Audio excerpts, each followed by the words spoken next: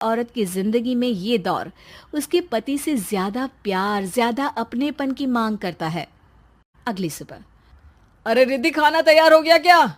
एक काम करना, गर्म पानी की बाल्टी मेरे वॉशरूम में रख देना। कैसी बात कर रहे हो? डॉक्टर ने मुझे मना किया है ना भारी चीजें उठाने के लिए। अरे ये सारी बातें डॉक्टर ऐसे ही पैसा कमाने के लिए करते हैं। मेरी माँ तो पूरे खेत की जुताई करती थी जब मैं होने वाला था। अब देखो कितना मजबूत पैदा हुआ हूं मैं। रिद्धि को अब इन बातों की आदत हो जाती है और वो पति के कहने पर बाल्टी उठा तो लेती है, लेकिन दोपहर तक। माँ, मेरे पेट में दर्द हो रहा है। बेटा, कोई भारी चीज तो नहीं उठाई थी ना?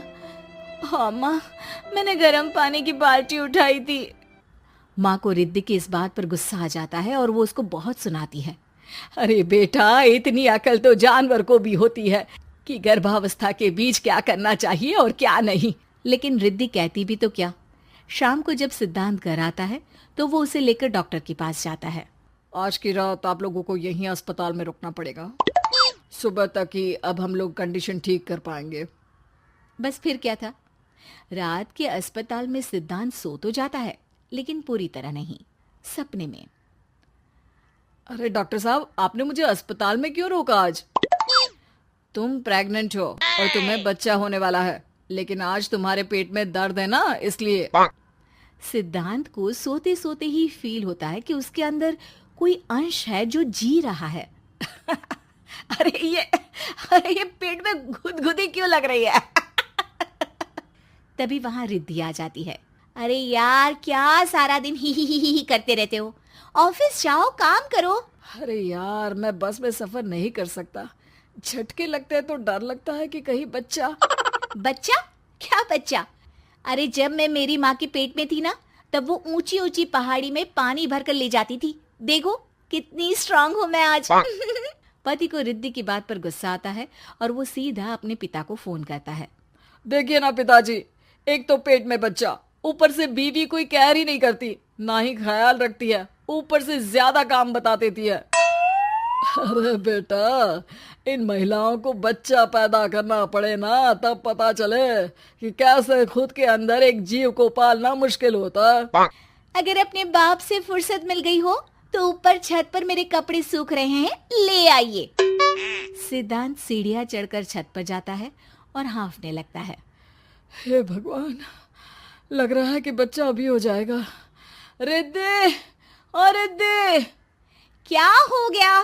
छत पर अमेरिका का प्लेन देख लिया क्या जो एक्साइटेड होकर चिल्ला रहे हो? रिद्धि, मुझे दर्द हो रहा है पेट में, मुझे सीढ़ियां चढ़ने को मत बोला करो।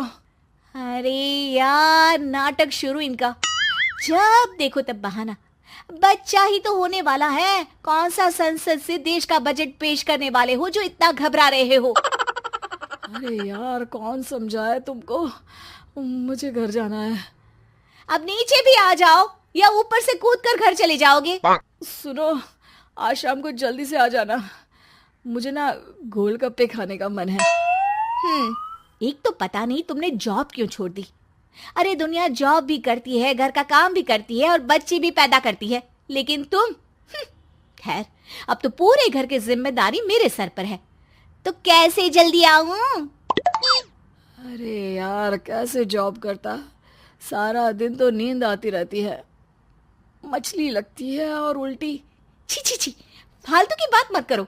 अरे खुद को पेट में 10 किलो का पत्थर बांध कर काम करना पड़े ना, तब पता चलेगा। अरे यार, तुम तो ज्यादा ही इमोशनल हो जाते हो। दुनिया भर में सबके बच्चे पैदा होते हैं, लेकिन नखरे तो तुम ऐसे कर रहे हो जैसे दुनिया के एकमात्र इंसान हो जो बच्चा पैदा कर रहा है। सिद्धांत को वो सारे पेन, वो सारी परेशानियां होती है जो एक गर्भवती महिला महसूस करती है।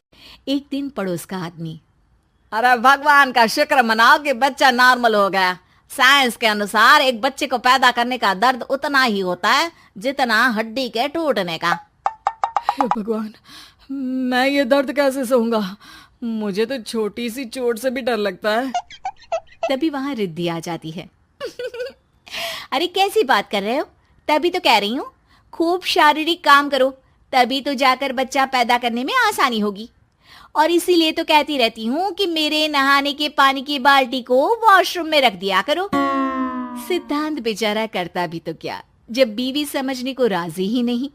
सिद्धांत पानी की बाल्टी उठाकर जैसे ही वॉशरूम में रखता है, उसके पेट में दर्द होने लगता है। हे भगवान, मर गया रे, मेरे पेट में दर्द हो रहा है। भगवान, मेरा बच्चा तो ठीक है ना।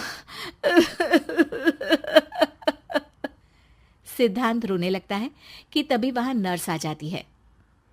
ए, रो क्यों रहे हो? तुम्हारा बच्चा ठीक है? भला कोई आदमी प्रेगनेंसी में अपनी बीवी से बाल्टी उठवाता है क्या?